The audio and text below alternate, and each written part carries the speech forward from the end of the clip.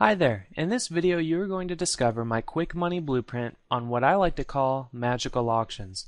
Now this blueprint alone can make you several $1,000s on a monthly basis with the methods you're about to discover.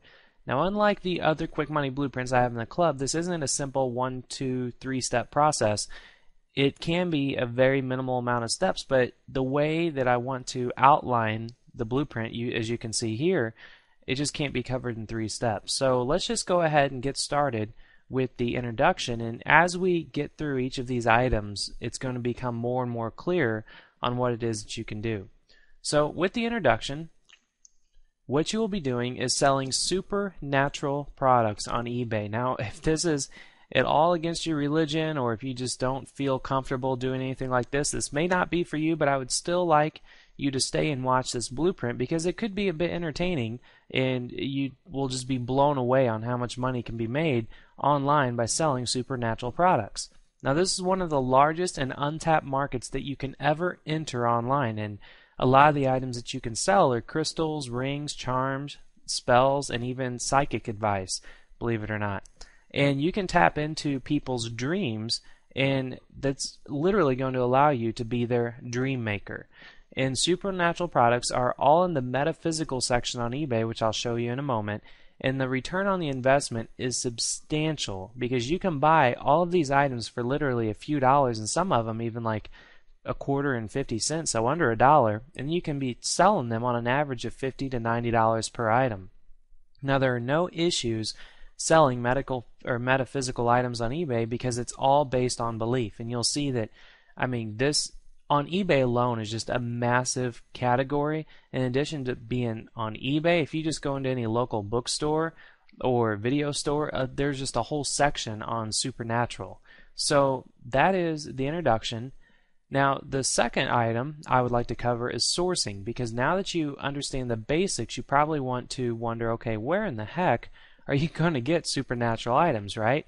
Well, for sourcing, the best thing I would like to stress is to focus on rings, crystals, and amulets. And the reason for this is that they're easy. It's very easy to find antique dealers, jewelers, and specialty shops. And you can even go to local fairs and flea markets and online wholesalers and even eBay itself.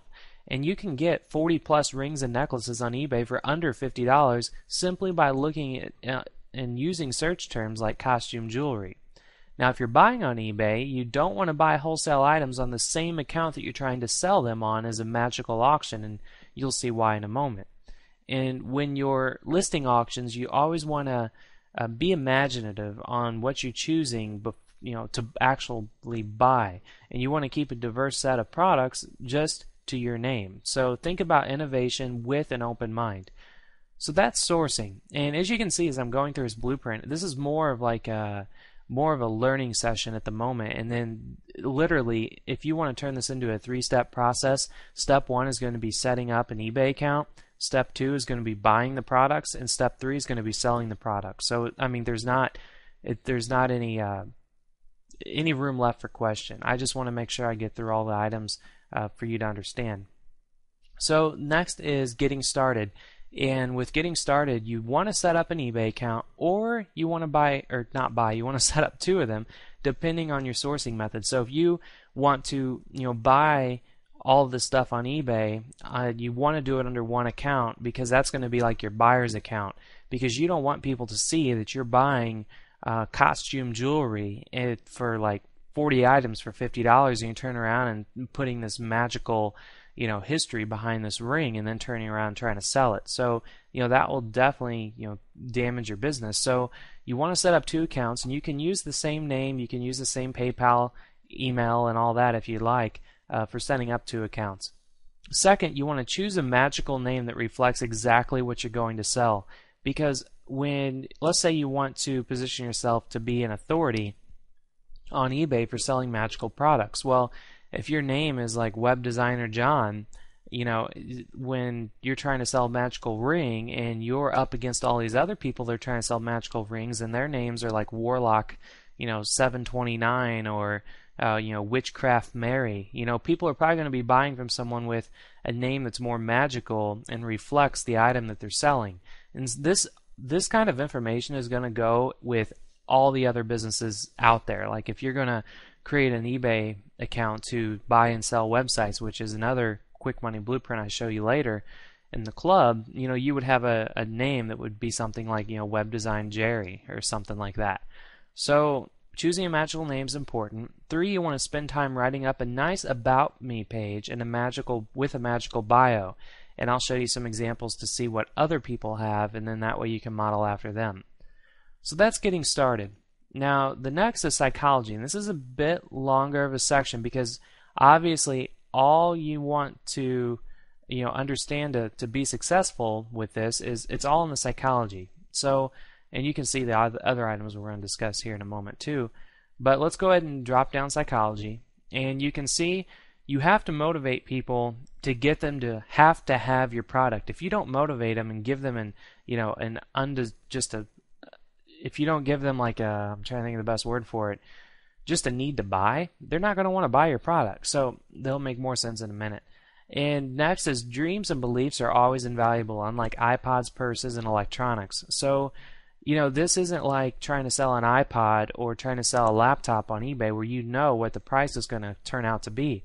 Sometimes I've listed auctions on eBay, and I've had a ring that I bought for $295 on an eBay auction. It was just like a costume jewelry ring, and it turned around and sold for $1,100 just because of the dream that I painted for everybody, and it just started a bidding war. Next is that the key to the gold mine here is to be creative and tap into a buyer's mindset, because if you don't paint the picture that they want to have painted, you're not really in the position for them to really buy your product. Next is you want to take high quality images of the product with proper lighting and a clean background. And this is, for example, if you're going to be selling rings or jewelry that has like a dark past, using a black background is going to be better than using a white background. And using a white background is good if you're giving like inspiration, or it's good for wealth or clarity or something like that. And you'll see, I'm going to show you live examples on eBay about all this in a moment. Next is you can use a bit of photo enhancement if you have the skills to do so. And what that means is like you can actually put like cool little flames and stuff and smoke around the ring and say that this is what it's doing spiritually. And it's just something to help you out with your sale, and you'll see examples in a second. Next is you want to experiment to figure out what works best for your product. For instance, different color backgrounds. Would it be best setting it on like an old wooden chest, or would it be better setting it on a black background? That's just stuff you'll experiment as you go on. And if you don't know how to do image alterations with like Photoshop or any kind of image utilities, you can always outsource your image creation on places like elance.com.